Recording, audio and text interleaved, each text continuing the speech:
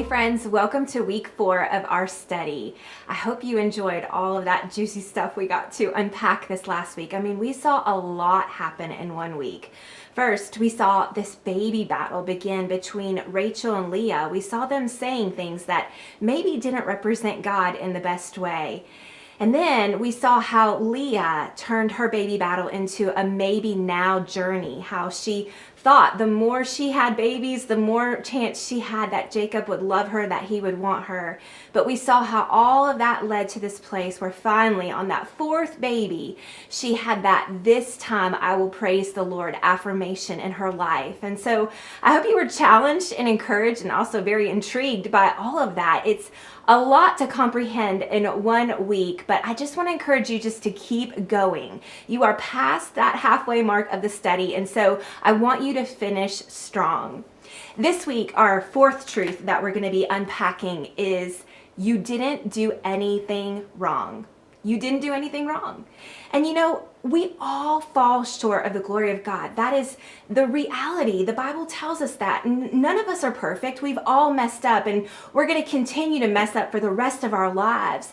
But see, sometimes I think we want to blame someone when things are not turning out the way that we had hoped, the way that we had dreamed, the way that we had believed God. And so sometimes we just need someone to look at us and say, "My friend, you didn't do anything wrong.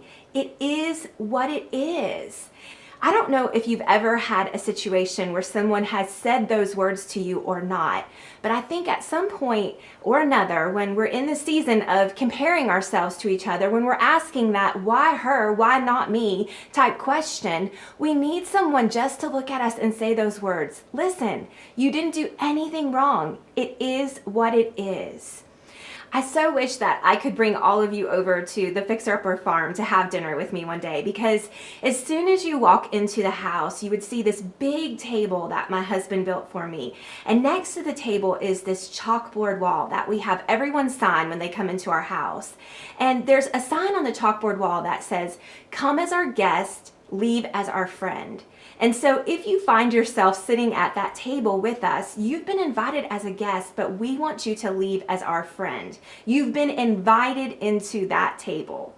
But sometimes I think we find ourselves sitting at tables that we wonder, how on earth did I find myself here? And we can start to wonder, am I even wanted here? Am I really invited to this table, or am I not? And I want you to know, when we're in this posture of comparing ourselves with each other, it's so easy to take that step back and to start to wonder away from God and try to figure things out our own way. When things are not going the way that we had hoped and planned and dreamed, we can start to hold our fist really tight. But this week's Combating Comparison Bible verse, I think, is going to really help us remember who's in charge. It's from Proverbs 16:9, and it says this: "A man's heart plans his way, but the Lord determines his steps." See, we can make all the plans that we want. We can try to have formulas and goals and all these things, and none of that is bad. It's actually a good thing to have dreams and goals for your life. But it's, what do we do when those dreams and goals and those things that we had planned for our life don't turn out exactly the way that we hoped? Who do we blame? Do we blame ourselves? Do we blame each other? Or, like Rachel and Leah, do we blame God? And sometimes we just have to step back and we have to remember, we didn't do anything wrong. It just is what it is sometimes. Now, I think sometimes we have to remember that this world teaches us that there is a way to have success in our lives.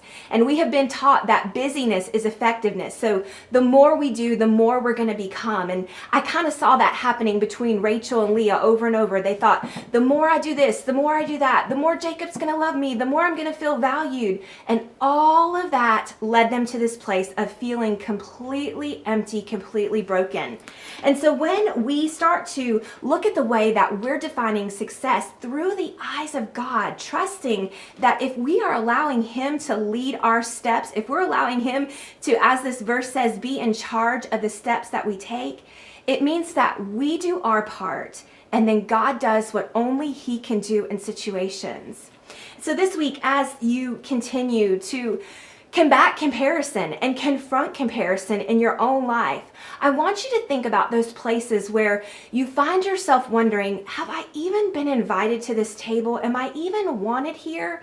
And I want you to know that while the world may not make us feel that we're always wanted and valued and appreciated and loved and cherished, that when we've been invited to the table that God has set before us, there's always a welcoming presence there.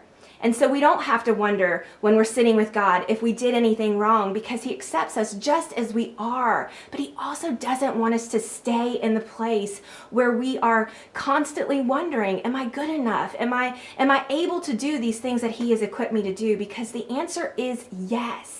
So friends, I hope you have an amazing week of study. I hope you have some more, oh my word, kind of moments as you're studying this Bible story as I did. And I'll see you right back here next week as we head into week 5.